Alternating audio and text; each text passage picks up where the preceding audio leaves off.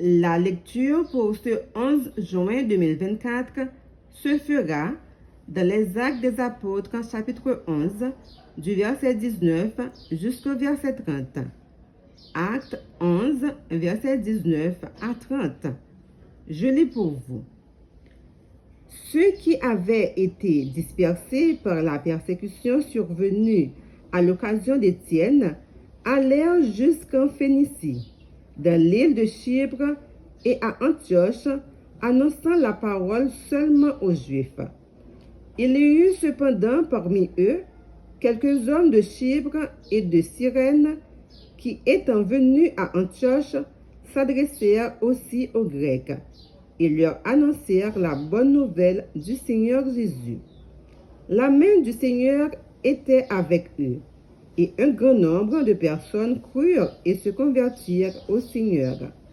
Le bruit en parvint aux oreilles des membres de l'Église de Jérusalem, et ils envoyèrent Barnabas jusqu'à Antioche. Lorsqu'il fut arrivé et qu'il eut vu la grâce de Dieu, il s'en réjouit, et il les exhorta tous à rester d'un cœur ferme, attachés au Seigneur, car il était un homme de bien, plein d'Esprit Saint et de foi. Et une foule assez nombreuse se rejoignit au Seigneur. Barnabas se rendit ensuite à Tarse pour chercher Saul, et, l'ayant trouvé, il l'amena à Antioche. Pendant toute une année, ils se réunirent aux assemblées de l'Église, et ils enseignèrent beaucoup de personnes.